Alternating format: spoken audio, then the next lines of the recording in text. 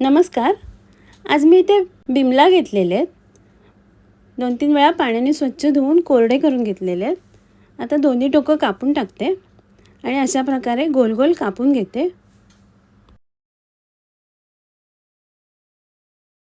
इथे बिमला कापून घेतलेले आहेत. मीठ लावून घेते व्यवस्थित आणि 2 तासासाठी बाजूला ठेवते. 2 तासाने एक मोठा चमचा राई आणि पाव चमचा मेथी घातलेली आहे. ते सुके भाजून घेते पॅनवरती. राई तडतडल्यावर काढून घेते आणि गरम असतानाच कुटून घेते आणि जाडसर पावडर करून घेते. अशा प्रकारे 2 तासानंतर मेथी आणि राईची पावडर, लाल मिरची पावडर मिक्स करून घेते आणि पुन्हा 1 तासासाठी बाजूला ठेवते. 1 तासानंतर पुन्हा एकदा मिक्स करून घेते. पॅनमध्ये तेल घेतलेले आहे. त्यात एक मोठा चमचा राई घालते फोडणीला. राई तडतडल्यावर थोडंसं हिंग घालते. गॅस बंद करून घेते आणि मसाला लावून ठेवलेल्या बिमलाला फोडणी लावून घेते आणि मिक्स करून घेते.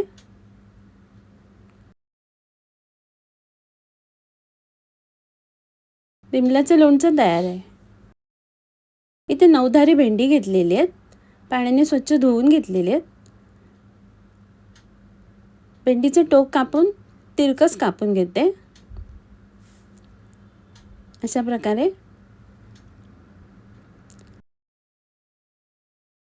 प्रकारे भेंडी कापून घेतलेली आहे.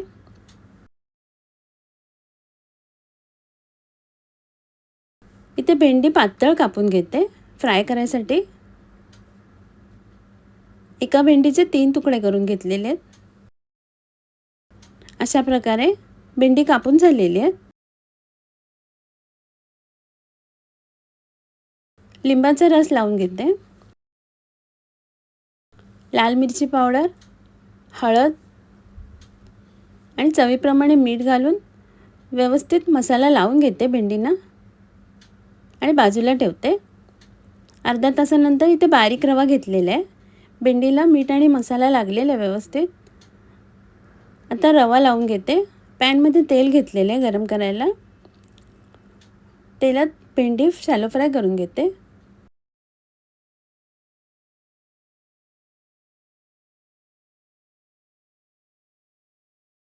झाकण लावून भेंडी शिजायला ठेवते. 3-4 मिनिटांनी झाकण काढून दुसऱ्या बाजूने फ्राय करून घेते. पुन्हा एकदा झाकण लावून घेते. अशा प्रकारे दोन्ही बाजूने झाकण लावून भेंडी फ्राय करून घेतलेली आहे. आता काढून घेते. इथे गोल गोल कापून घेतलेले आहेत भेंडी. कढईत थोडंसं तेल घेतलेलं आहे. त्यात बारीक चिरलेला कांदा, हिरवी मिरची आणि कढीपत्ता घालते. कांदा नरम झाल्यावर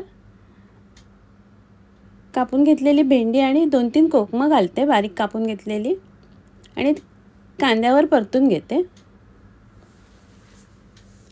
चवीप्रमाणे मीठ घालते. भेंडी परतून झाल्यावर थोडंसं पाणी घालते आणि झाकण लावून शिजायला ठेवते. 3-4 मिनिटांनी झाकण काढून पुन्हा मिक्स करून घेते. भेंडी शिजलेली आहेत. त्यात ओलं खोबरं घालते. भेंडीतलं पाणी आटलेलं आहे. वरून कोथिंबीर घालते. 9 धारी भेंडीची भाजी तयार आहे. इथे भेंडीच्या कढीसाठी वाटप काढून घेते. अर्धा वाटी ओलं खोबरं, 5 सुक्या मिरच्या, एक छोटा चमचा धणे, पाव चमचा हळद आणि अर्धा कांदा घेतलेला उभा चिरून मिक्सरमध्ये बारीक वाटून घेते. इथे 2 कैऱ्या घेतलेल्या आहेत. मीठ लावून बाजूला ठेवते. कढईत तेल घेतलेले आहे. त्यात फोडणीला राई घालते. राई तडतडल्यावर बारीक चिरलेला कांदा, हिरवी मिरची आणि कढीपत्ता घालते. कांदा नरम झाल्यावर तिरकस कापून ठेवलेली भेंडी घालते आणि कांद्यावर परतून घेते. आणि झाकण लावून 2 मिनटं शिजवून घेते. 2 मिनटांनी झाकण काढून पुन्हा एकदा मिक्स करून घेते.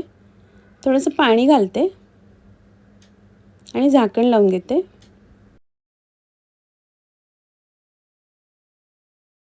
भेंडी नरम झालेली आहे. त्यात मिक्सरमधनं वाटून घेतलेलं वाटप घालते.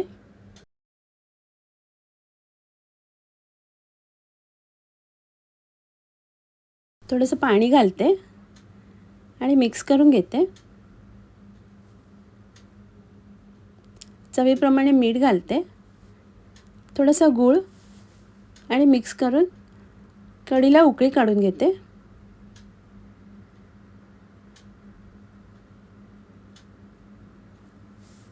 झाकण काढलेलं आहे. कढीला उकळी आलेली आहे.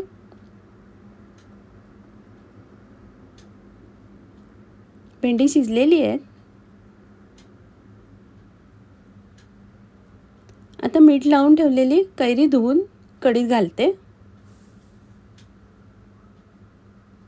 कैरी शिजलेली आहे. भेंडीची कढी तयार आहे. इथे छोटा कुकर घेतलेला आहे भाजीचा. त्यात थोडंसं तेल घेतलेलं आहे. त्यात एक मोठा बारीक चिरलेला कांदा आणि कढीपत्ता परतून घेते. कांदा नरम झाल्यावर त्यात थोडंसं हिंग घालते. परतून घेते. थोडीशी कोथिंबीर घालते. तोंडली घातलेली आहे उभी चिरलेली. ते चणे भिजत घालून कुकरमधनं शिजून घेतलेले आहेत ते घालते. लाल मसाला, हळद आणि मिक्स करून घेते.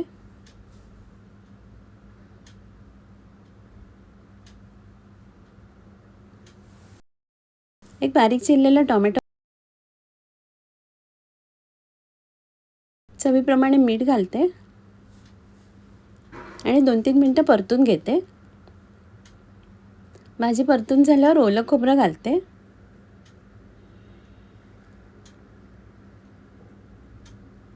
एक छोटा चमचा पाणी घालते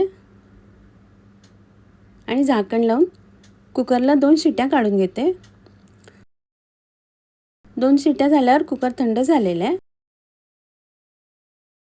झाकण काढून घेते. तोंडली शिजलेली आहे. वरून कोथिंबीर घालते. तोंडलीमध्ये चणे घालून सुकी भाजी तयार आहे.